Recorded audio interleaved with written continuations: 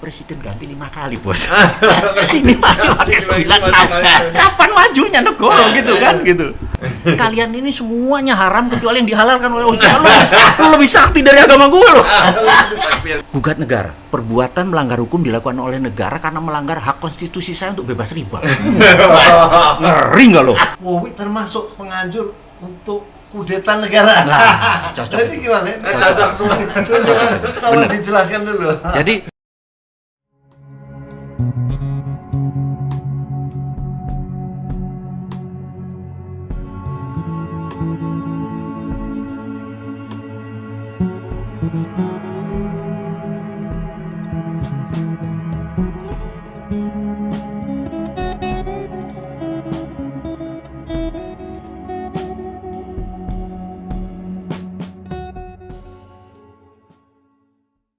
Halo rakyat, kembali lagi di Martin and Friends. Kali ini tokohnya adalah sahabat papa. Dan dia gokil banget. Dia prediksi, analisis setiap ekonomi politiknya jarang meleset. Julukannya banyak. Bosman, Sontoloyo, ya kan? Wowi, siapa lagi kalau bukan Mas Mardiko. Udah bisa opening sekarang ya? akhirnya Tambah bayaran tambah. Nah, oke. Itu bisa jadi anak RW Martin. Bisa. Mas Wowi, apa kabar? Alhamdulillah baik. Sebenarnya paling enak dipanggilnya apa sih sebenarnya? Paling suka? Nggak ada sih, Wowi adalah nama kecil saya. Mardigu nama formil. Kayaknya lebih enak nama kecil saya dipakai. Iya. Sorry ya, Nama kecil yang penting kantong besar. Ini serunya adalah terakhir di podcastnya Deddy Kobuzier katanya bilang itu udah mau yang terakhir. Setuju. Ini kok mau loh di Martin and Friends. Saya ini ada hutang keterkenalan. Ini berat. Ini berat ini judulnya. Hutang keterkenalan itu suatu hari saya lagi buat rekaman pakai voice gitu, pakai telepon saya voice, terus saya kasih anak-anak tolong kasih footage gitu, dikasih gambar 3 menit, kemudian saya sebar. Nggak ada niatan apa-apa. Muter. Terus Kang Mas Roy ini bilang, "Mas, ini suaramu ya?" Saya bilang, dia nelpon, dia bilang, "Ntar dulu, yang mana nih?" Dia kasih videonya gitu. Terus aku tuh dapat 5 beginian. Maksudmu apa? Gitu kan. Karena nggak ada tulisannya. Saya bilang saya ingin masyarakat Indonesia itu punya kesadaran bernegara, sehingga ya saya coba ngasih konten. Terus tapi kenapa kamu nggak taruh mukamu gitu ya? Terus saya bilang, lah saya kan nggak nyari jeneng, nggak nyari nama, saya kan nyari jenang, bener ya? Nyari duit, saya bilang. Nyari duit aja. Nyari duit gitu. Kalau nanti ada tampangnya, orang malah oh ini mau jualan, terus ya nggak disebar. Tapi kalau terus ada kalimat dia yang terbekas. Kang Mas saya ini bilang, tapi kalau nggak ada namamu, kamu nggak bertanggung jawab. Kalau nanti ada apa-apa, siapa yang bertanggung jawab? Terus yang mbok dikasih apa nama gitu di bawahnya, kecil aja gitu, nggak usah pakai foto, nggak usah pakai apa-apa. Nah, sejak saat dipakai nama tadi mulai viral dan mulai ada hater dan lover biasa. Iya, biasa. Orang terkenal gitu. Tapi ternyata itulah membuat saya berutang sama dia keterkenalan gitu. Jadi waktu dia bilang podcastnya bisa nggak sekali lagi setelah Deddy muncul, saya bilang saya itu ada niat nanti itu, tapi saya bilang nggak bisa. Ini udah janji. Saya bilang demi buat brotherku ini sikat. Thank you banget loh. Thank you loh. Kehormatan buat kita luar biasa. Sebentar Mas. Klarifikasi dulu. Iya. Setiap Mas Wowi prediksi ketika itu dolar bakal 14, bakal 15, itu 2 tahun yang lalu. Iya. Kemudian soal geopolitik, soal begitu banyak hal yang Mas Wowi prediksi semuanya tepat. Oke. Pertanyaan saya adalah, Mas Wowi ini intel Oke. atau punya apa ya, prediksi yang tepat, analisis yang hebat, atau jangan-jangan dukun Mas? Kayaknya enggak. Kok ketiga? Time traveler jangan-jangan. Time travel. Apa gini? Ini kayaknya pembaca primbon saya. Jadi kalau nggak ada primbonnya nggak bisa baca. Jadi yang jelas saya mendapatkan data ini ada 2, satu dari open source, yang satu dari closed loop. Nah, closed loop ini memang teman-teman lama yang di beberapa negara yang memang menjadi orang-orang yang selalu memfeeding berita-berita sebelum masuk ke berita internasional. Jadi saya tadi bilang sama Mas Gibran gitu ya, bahwa kalau kita ingin percaya berita di dunia saat ini, jangan pernah percaya pada berita di mainstream news. Karena saat ini sejak zamannya Trump berkuasa 2017 ke sini, itu semua berita itu di alternate atau di tailor atau di engineer, di manufaktur, jadi nggak ngono. Emang didesain begitu. Emang karena ada targetnya gitu. Diarahkan. Nah, Diarahkan. karena saya tahu sejak 3-4 tahun terakhir, akhirnya datanya ya tidak ngambil dari data yang open, yang terbuka dari umum, ya kita tanya sama teman-teman pelaku atau yang lagi bergerak tadi. Jadi malah jadi kayak ahli nujum. Iya.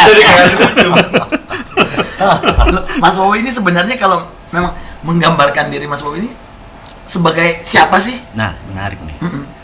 Jadi saya ini kalau dulu hari Rebo, saya berada di sebuah institusi negara yang bergerak dalam shadow. Jadi kalau hari Rabu saya Spiderman, tapi hari Senin di luar Rabu Iron Man. saya Peter Parker, orang biasa, pedagang, ekonom gitu biasa gitu ya. Nah, jadi itu pada saat hari Rabu itu alter ego. Jadi ya saya jadi Iron Man, saya jadi Batman, jadi Superman gitu ya, bukan jadi Clark Kent ya, jadi biasa gitu.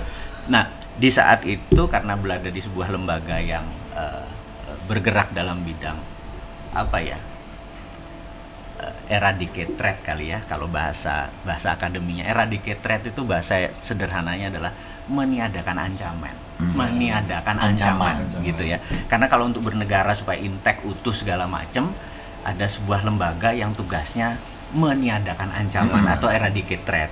Kalau kepolisian itu dalam struktur tugasnya adalah mempidanakan ancaman. Kalau ini belum ada ancaman. Belum ada ancaman sudah tahu, ya, ya. gitu. Nah, disitulah kita dulu mencoba. Tugas saya bukan di lapangan tetapi adalah Anstra adalah analisis dan strategik. Jadi data mentah gitu ya, kita dapat, kita analisa jadi informasi. Informasi kita strategikan jadi knowledge. User kita itu butuhnya knowledge, bukan butuh data gitu. Nah, kita kasih ya, untuk dieksekusi atau tidak ya bukan urusan kita. Sayangnya sejago-jagonya knowledge yang kita kasih, rupanya cara bernegara di atas kurang begitu paham memanfaatkan knowledge yang sudah matang gitu. Lebih percaya pada informasi, pada di dunia Yang mainstream tadi, yang seakan-akan itu adalah populi atau suara rakyat. Kan folk day menurut mereka, padahal itu di alternate suara rakyat.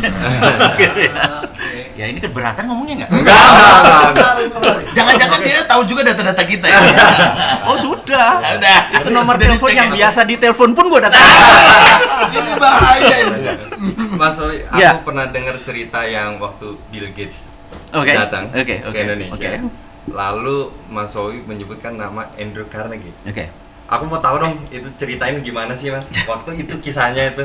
Dan Jadi- siapa Andrew Carnegie? Jadi saya itu di kantong saya dulu, sewaktu masih Wong Deso. Saya kelas 1 SD itu suatu hari saya jatuh cinta sama White House.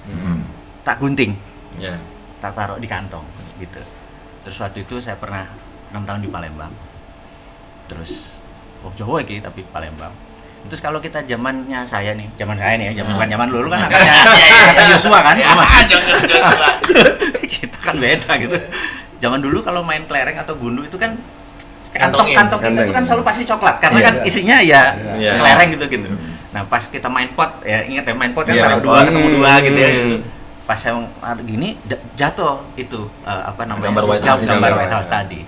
Terus anak-anak bilang, apa nih, bilang gitu, aku nak sekolah di sana, mak mano, orang dusun gitu, bener nggak? Orang dusun gimana cara bisa kerja? Pokoknya saya ambil aja lagi, pokoknya saya percaya 1000% saya kesini aja, walaupun orang desa bener nggak, rumah kita masih lantainya masih tanah nggak peduli kita bilang, pokoknya CCM kan, cita-cita mulia kan. Gitu. Nah, oke, to make story short, jadi setelah itu tercapai, saya harus punya mimpi. Saya bilang saya tuh pengen makan dinner ngobrol gini sama the richest man in the world. Waktu itu Bill Gates. Ya saya gunting aja foto Bill Gates. Dan saya ngomong sama semua orang, saya pasti akan suatu hari gitu yang ngomong. Tahu-tahu ada wartawan senior bilang, "Mas, ini ada tiket." Waktu itu di Hotel Mulia tahun 2008 nggak salah. Makanya jauh, 400 orang. Saya pikir nggak apa-apa. Saya pikir itu sudah memenuhi kaidah bahwa saya makan malam walaupun Sama Bill Gates, gitu ya. kan? Nah, kalau makan cuma ngobrol kalau duduk makan tanpa ngobrol kan nggak sah kan? Saya pikir nggak sah nih gitu.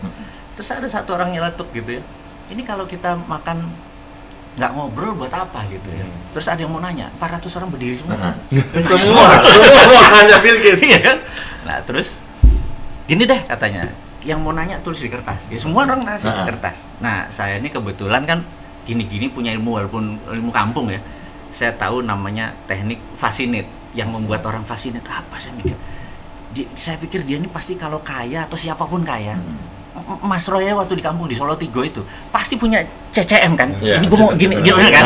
Kalau enggak Kirain cewek muda. Ngomong itu gua. Nah, saya bilang pasti dia punya. Driven-nya apa nih dia? Saya mikir ya. Saya pikir pasti dia ada sesuatu orang yang mengidolakan dia karena Bill and Melinda Gates Foundation itu kan itunya lebih gede. Kalau perpuluhan 10, kalau dia udah di atas itu. Saya pikir ada drive yang membuat dia lebih kenapa begitu? Saya mikir rasanya Andrew Carnegie, jadi gitu ya. Nah di dalam prinsip hidup saya, if you never throw the dice you will never have a six. Jadi kalau kamu nggak pernah coba, kamu nggak akan pernah tahu dapat yang terbaik. Gua throw the dice nih, saya bilang you could never be like Andrew Carnegie. Gitu kan, tembak begitu, tulis gitu. Nah dia sambil ngomong kan baca, dia baca, saya tahu dia baca itu udah empat selesai umum dia ngomong ada si Bu Menteri waktu itu Pak ada pejabat dari Antara udah ya terakhir I don't like the question gitu kan yang sebelahnya dengar gitu what was that gitu ya terus udahlah udah lu baca aja gitu semua orang jadi fokus gitu who is Mardigu Woniek katanya Woniek kayak orang Polandia berdiri saya bilang 400 orang nengok ke kita jadi kecil Anjir gue nih ambil berdiri gitu terus oke, you right katanya gitu orang nanya lu ngomong apa bener nah bagi saya itu sah dialog saya sama beliau ini sah bukan sekedar makan malam tapi dialog. What was the question? Gitu orang sebelahnya nanya gini. This gentleman bilang katanya, I could never be like Andrew Carnegie. Gue nggak akan pernah bisa menjadi seorang Andrew Carnegie. You are right katanya gitu.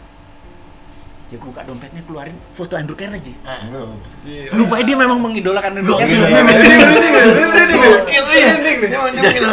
Jadi dia bilang bahwa Andrew Carnegie waktu menjual US Steel di tahun 19 sekian itu asetnya itu mungkin kalau sekarang 250 billion, artinya 5 kali dari kekayaan Bill Gates. Dan 80%-nya buat filantropis, buat diberikan ke other people. Dan yang menariknya tahun 1899 Filipina tuh minta kemerdekaannya dari Spanyol. Spanyol waktu itu minta 20 billion dolar. Waktu duit itu mungkin sekarang 5 kali lipat nilainya. Dia minta ke Amerika, Filipina minta bantu Amerika Federal Reserve-nya kan sekali lagi, Amerika itu negara swasta, bukan negara kayak kita nih, negara yang heavy on government gitu, negara swasta. Jadi swasta punya uang lebih banyak daripada Federal Reserve. Jadi Federal Reserve bilang, kami nggak punya uang, tapi dia bilang ke Andrew Carnegie, bayarin 20 billion dolar untuk kemerdekaan sebuah bangsa, yang sampai akhir hayatnya dia nggak pernah mendarat di Filipina. Itu kan cerita itu benar-benar kalau kita giving atau segala macam nggak ada giving seperti orang ini gitu ya. Saya pikir nah itu idolanya Bill Gates. Jadi saya pikir setelah dia ya gue idolain Andrew Carnegie karena givingnya itu loh gitu. Itu jadi saya pikir momen itu membuat saya punya standar lebih tinggi lagi terhadap yang ternyata bukan how much money you can get tapi rupanya giving kompetisinya. Kompetisinya di memberi gitu ya, gitu. Ya itu jadi saya pikir saya jadi enlight. Terima kasih udah ditanya nih Mas Gibran. Jadi silakan loh kalau yang mau memberi masukan ke Martin and Friends boleh. Terus sekarang lagi sibuk apa Mas Bobi? Ini ada saya kan menganut ilmu ekonomi yang namanya MMT, Modern Monetary Theory, gitu ya. Jadi jadi berbeda mazhabnya dengan yang ada saat ini dengan Ibu Menteri gitu ya. Dia punya mazhab yang sudah mungkin berjalan sekian lama, dan saya merasa bahwa di ekonomi normal mungkin teori dan ilmu dia bisa jalan. Di ekonomi at crisis mungkin juga bisa jalan, mungkin. Tetapi di economic at war itu mazhabnya sebuah strategi berbeda. Jadi ada buku judulnya The Economic at War. Buku ini bagus banget gitu ya. Baru terbit tahun 2020 ini. Jadi itu mengingatkan waktu-waktu war di tahun Perang Dunia Kedua gitu ya, gimana caranya ngebangun ekonomi di masa perang. Berbeda dengan cara-cara sekarang gitu. Nah, perang itu bukan berarti bedil. Ini yang harus diingat nih, perang dor itu bukan perang lalu. Itu kuno gitu. Iya. Nah, perang saat ini ada 7 macam. Jadi 1/7 itu yang kombatan yang pakai bedil, yang 2/7 yang 6/7-nya nggak ada hubungannya sama tembak-tembakan, seperti economic war, terus financial war, terus ada namanya biological war gitu ya. Nah, trade war itu adalah bagian dari war zaman sekarang. Jadi pada saat 2017 Trump dilantik jadi presiden, sejak saat itu dia menyatakan declare war, trade war dulu terhadap China. Bagi dunia harusnya sudah mengelola negaranya sudah economic at war, gitu bagi dunia. Tapi tak lihat, kok masih normal gitu. Makanya saya waktu itu 2017 saya bilang, sorry, dolar 17.000. Saya bilang ke orang masku ini gitu ya. Iya, kalau kayak gini 17.000 gitu dan lain sebagainya. Dan waktu itu kejadian, jadi bukan karena kita paranormal, emang separuh dukun. Separuh dukun gitu. Jadi emang ada kum-kumnya, ada topo brotonya ada gitu ya. Nah, terus saya merasa bahwa old system. Ini keberatan nggak? Enggak. Saya pulang ya. Ngomong sama orang pinter enak ya. Iya. Kenapa dulu guru-guru gue nggak begini ya? Jadi old system itu kan ada kata, kalau Mas Gading pengen punya usaha, maka ada 2 jurusnya. 1 pinjam dana dari bank, 2 IPO. Cuman IPO kan harus 100 miliar omsetnya gitu ya. Nah, kalau moderat, orang yang modal dengkul urat kan nggak bisa ya. Nah, akhirnya kita minjem bank. Nah, minjem bank itu punya kata mantra. Ada jaminan nggak? Ada jaminan. Rupanya secara statistik hanya 7% manusia yang punya jaminan. Jadi yang 97% nggak akan pernah bisa dibiayai dengan cara bank. Gitu kan? Dengan cara bank. Itu yang membuat kita harus, itu old system. Gitu. Nah, new system bagaimana? New system yang 93% ini harus bisa punya jaminan. Karena itu saya di 2017 melakukan studi, karena udah tahu begini akan arahnya bernegara. Kan kita bukan orang yang mengutuk kegelapan kan. Kita yang membuat pabrik genset kan. Bukan nyalain lilin lagi. Itu kuno, Pak. Pepatah kuno. Bukan juga nyalain genset, bikin pabrik genset kita gitu. Nah, jadi saya pikir kita harus punya solusi ekonomi. Saya buat namanya urun dana gitu ya. Jadi saya kumpulkan beberapa investor receh yang naruh 1 juta, 2 juta, 3 juta. Terus ada misalnya waktu itu Arfah ya. Arfah tuh, Arif Fatona tuh punya barbershop 50 yang 400 sampai 700 jutaan satu cabang. Dia membuat 3 cabang per duit X gitu ya. Itu 2 hari soal gitu ya. Terus berjalan suatu hari kita disemprit sama OJK. Anda melanggar undang-undang bursa. Wah, ini dia. Tahun 96. Saya bilang, bos, presiden ganti 5 kali, bos. Ini masih pakai 96. Kapan majunya negara gitu kan gitu. Wah, nggak bisa. Terus karena nggak ada aturannya. Kalau nggak ada aturannya di Singapura, di Jepang, di Hong Kong, itu pakai namanya regulatory sandbox. Jadi ya udah, selama lu nggak pidana, nggak ngelanggar hukum, ini nanti dibuat bareng-bareng. Kalau di Indonesia nggak boleh. Jadi semua hal yang nggak ada aturannya nggak boleh. Jadi saya bilang, bos, di agama saya bilang itu semua itu halal kecuali yang Allah atau Tuhan haramkan. Kalian ini semuanya haram kecuali yang dihalalkan oleh Allah. Lu lebih sakti dari agama gue loh. Ya jangan gitu dong. Ini ngeyelnya keluar ya. Jawa Timurannya keluar. Akhirnya kita mengajukan usulan-usulan. Ya singkat cerita, negara melalui OJK ngerti kali ya bahwa pasar memang sudah berubah gitu ya. Ini jalur prosedural saya ikuti, tapi jalur non prosedural nih saya, karena kan kita gini, pengusaha tuh nggak boleh ada matinya kan, ini cara keluar gimana, karena saya tahu ini solusi. Terus saya ngadep Pak Dahlan Iskan, saya bilang, Pak izin Pak, promosiin Pak. Dia bilang, apa? Saya punya UKM, bursa efek UKM kata gitu. Oh paham, kamu pernah ke Shenzhen kan, dia apa Cina kan, artinya Cina soalnya. Kamu pernah belum Pak? Gini, Shanghai Stock Exchange itu bursa efek Jakarta. Tapi Shenzhen Stock Exchange itu yang kamu mau bangun. Kamu sana belajar dulu. Bener, UKM itu 20.000. Oh, gini cara fundingnya UKM gitu kan? Oke.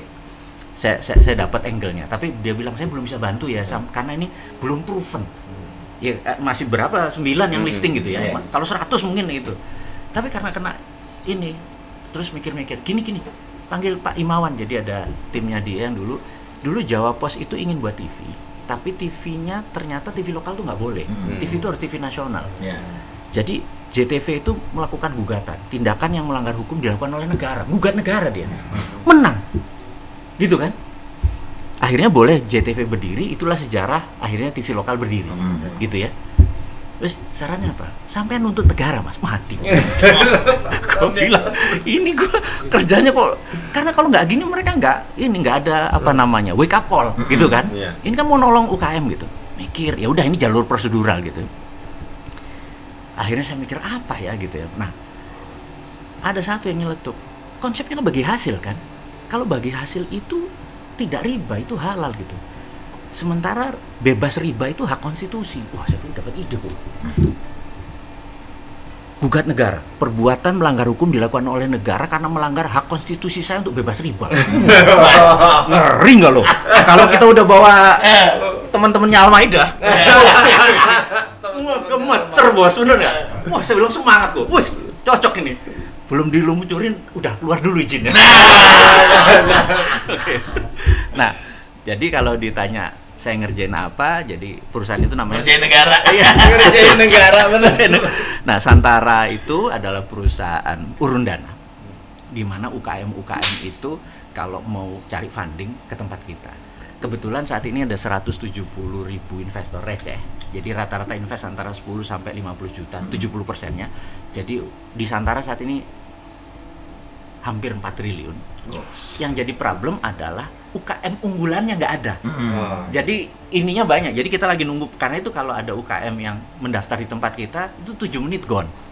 Baru mendaftar misalnya Mas Gading pengen usaha apa gitu ya, buka cabang warung geprek, ini mau buka ke sini perlu duit 1 miliar. Ya, 2 jam habis pes gitu. Karena semua orang pengen ikut ya, dia punya brand kan. Semua orang pengen ikut, dia mau 1 miliar lari pasti diuber orang, benar nggak? Nah, itu ternyata itu yang lagi kita butuhkan adalah kita lagi butuh UKM yang benar-benar bisa sustain di masa kayak gini. Dan tapi banyak gitu ya. Nah, jadi kalau ditanya saya lagi ngerjain apa, itu. Nah, itu adalah opposite-nya. Jadi ini adalah banking system adalah mengerjakan yang piramida di atas, kita ngerjain bottom of pyramid. Nah, ini new konsep yang MMT yang kita harapkan suatu hari ini diadopsi oleh ibu kita atau negara. Gitulah kira-kira. Keberatan nih gue nih. Enggak. Serius bener jadi. Mas Wowi sering mengatakan printing money. Nah, sementara ada teori bahwa kalau printing money pasti inflasi. Selalu ada teori itu, tapi Mas Wowi pada mazhab yang printing money. Dan suatu saat ada berita saya baca, Wowi termasuk penganjur untuk kudeta negara. Nah, cocok. Ini gimana? Cocok tuh. Tolong dijelaskan dulu. Jadi kita kalau orang kalau kalah argumen, itu ciri-cirinya adalah main fisik. Ciri-cirinya itu kan. Jadi kalau saya kalah argumen sama Mas Gading, saya bilang, lu betato sih, bener nggak? Lu betato, habis karena nggak bisa lagi. Itu udah nggak bisa ngomong lagi. Kalau main PlayStation nyalain sticknya pokoknya. Iya gitu. Nah, jadi begitu dia kalah argumen, dianggap kalau printing money itu akan menyebabkan ekonomi rontok dan menggulingkan Pak Jokowi gitu gitu ya. Pak Jokowi secara konstitusi kan dia yang sah gitu. Jadi ini adalah saya pikir lu kalah argumen. Jadi mainnya langsung lompat aja bahwa ini akan menimbulkan inflasi atau membuat kayak hyperinflation waktu zaman 98 dan lain sebagainya. Saya pikir wajar karena memang keilmuannya belum nyampe, nggak nyandar. Ya. Jadi kita harus sombong sedikit. Kadang-kadang kita harus sombong ya. Iya, sombong gitu. Karena susah, konstan sombong tuh susah. Harus belajar gue nih. Sekali-sekali terus rendah hati lagi gitu karena nggak kuat ke atas terus. Jadi sekarang mau nyoba sombong gitu bahwa dia nggak sanggup nih kayak ilmunya. Nah, saya mencoba mensederhanakan ke bahasa populis. Bahasa populis ini begini. Kalau Mas Roy saya kasih uang 100.000. Mas Roy beli tempe. Ini uangnya printing money loh, bukan dikasih. Ini printing money dari langit saya kasih 100.000. Terus Mas Roy beli tempe. Terus tempenya dipotong jadi 500 biji karena banyak kan gitu. Terus masing-masing dijual 1.000. Kan jadi 500.000. Inflasinya di mana? Itu sederhananya ya, sederhananya ya. Gitu. Tapi kalau orang kalau karena saking sederhananya, orang pinter yang makan sekolah sampai S3 itu nggak mau kayak gini. Harus dicari susahnya. Ini wah dicari bahwa nanti ini tetap ini uangnya kemana gitu, harus cari susahnya. Kalau kita bilang lu maksud lu mau bilang bahwa dokter lu itu takut sia-sia kan diledekin sama kita yang nggak berilmu, bener nggak? Iya kan? Nah, kita mengerti. Jadi emang ada orang yang punya hegemoni ilmu dan hegemoni idea itu dia apalagi punya power, dia nggak mau ada pendapat yang lain gitu. Nah, tapi di dunia ini kan kalau dia mungkin muscle-nya, bicepnya bagus kayak Deddy Corbuzier gitu, bicepnya bagus gitu. Tapi kan ada orang yang kayak Mas Gibran yang six pack-nya ya kan lebih bagus. Jadi orang tuh punya muscle knowledge yang lain. Knowledge juga ada, tapi ada muscle yang lain gitu ya. Ya mau nggak pakai yang ini karena kita lagi nggak butuh begini nih, kita lagi butuh yang perut misalnya gitu. Nah kita mau mengingatkan bahwa di ekonomi stadium 1 kalau anggap normal printing money jalan, stadium 1 ekonomi turun sedikit berjalan. Tapi kalau ekonomi stadium 3 di mana faktor produksi sudah turun, misalnya sekarang faktor produksi Mas Gading punya garment sehari 10 gitu ya. Terus faktor produksi sehari cuma 2, itu udah tinggal 20%. Itu nggak cocok printing money. Itu udah itu malah karena begitu dikasih pun nggak ada yang beli, jadi inflasi gitu ya. Nah, jadi yang diukur itu bukan printing money-nya, tapi gunanya buat apa. Nah, pada saat kemarin faktor produksi itu turun 40%, jadi 60%, printing money masih pas. Didiemin ini sampai September. Begitu ini bergerak turun terus karena kan PHK ini mulai begini kan, terus di printing money inflasi, itu yang saya bilang. Jadi ini mungkin ilmunya disederhanakan, tetapi penting untuk memahami printing money, di mana printing money itu menghindari orang untuk ngutang.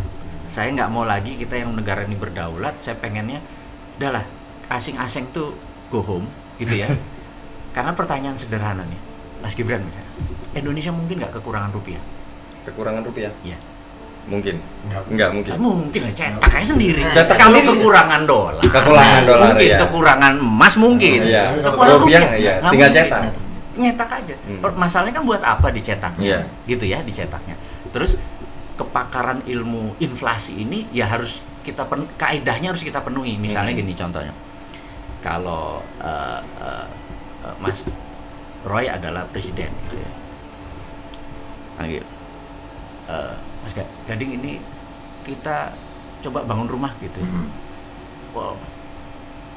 Kayaknya kita perlu 1 juta rumah. Perlu berapa modalnya? 100 triliun. Oke. Mas Gibran print 100 triliun kasih si bosman itu, bener nggak? 100 triliun terus bilang, lo korupsi gue penggal leher lo, bener nggak? Gini. Taruh paspor lo, taruh surat nikah lo semua di sini, benar? Ini nggak bisa keluar negeri. Oke. Terus nanti bikin 1 juta rumah, nggak boleh ada bunga, nggak boleh ada telat 5 tahun lagi, begitu bayar balikin ke bank sentral gitu kan. Begitu 100 triliun dapat, saya datang ke Krakatau Steel, nyala ini besi perlu sekian. Semen perlu sekian, bata perlu sekian, kusen sekian semua, dan harus 100% lokal, nggak boleh ada unsur impor. Begitu barang ini datang, berdiri, orang beli. Karena beli kan nggak ada untung yang kita bilang margin, nggak boleh ada margin, orang buat rakyat kok. Begitu beli, uang masuk, begitu masuk bakar. Yang 100 triliun. Yang 100 triliun tadi. Begitu 5 tahun kemudian uangnya dimasuk kan dibakar semua. Inflasinya di mana? Itu bendanya. Itulah yang membuat Cina dipakai Cina itu. Cina tuh punya 2 mata uang, renminbi sama yuan. Iya. Renminbi di dalam negeri, yuan di luar negeri. Iya. Yang renminbi itu dicetak berdasarkan project base di awal tahun 90-an. Sekarang renminbi sama yuan jadi satu. Iya. Jadi dulu itu begitu. Nah, ini nggak boleh keluar negeri. Kalau keluar negeri namanya jadi yuan. Renminbi nggak laku. Itu makanya saya bilang, ya udah kita buat aja rupiah biru sama rupiah merah. Rupiah biru gambarnya Pak Jokowi sama Ma'ruf berlaku 4 tahun. Nah, Selesai. Coba begitu Mas dapat duit 1 miliar tapi gambarnya Pak Jokowi Ma'ruf, apa yang Anda lakukan? Anda spending lagi. Iya, spending lagi. Karena Anda nggak mau orang terakhir megang kan? Iya. Nah, ekonomi jadi muter gara-gara begitu. Dipaksa. Pokoknya hari terakhir tanggal segini uang itu harus masuk ke Bank Indonesia ditukar. Telat angus gitu ya. Nah, hal-hal seperti itu adalah, apalagi sekarang udah ada blockchain, udah ada trusted open ledger, itu segala macam. Itu ngontrolnya gampang. By digital gampang. Tapi mungkin karena angkatan kolonial ya, yang sekarang ini kan. Jadi pemikiran. Jadi ngelihat sesuatu yang digital itu agak selain alergi, ganti terus nggak punya alergi. anti alerginya gitu ya. Terus ilmunya juga baru, jadi ya gitu. Nah, kita challenge saja dia. Jadi kita cara cerdas bernegara ini di challenge. Bukan untuk ngenyek loh, bukan. Tapi kok gak sadar juga bahwa ini coba pakai kecil aja. Gimana kita coba ke kekek kawasan ekonomi khusus, harus ada prototype, dan harus berani, gitu kan? Gitu. Makanya saya suka bilang, kok nggak ada yang out of the box gitu. Semuanya harus konvensional. Nah, tapi kalau saya lihat pribadi ya, sebenarnya Pak Jokowi ini out of the box. Cerita ini masih berlanjut. Ikutin terus ya. Jangan lupa subscribe, like, komen, dan share video ini ya.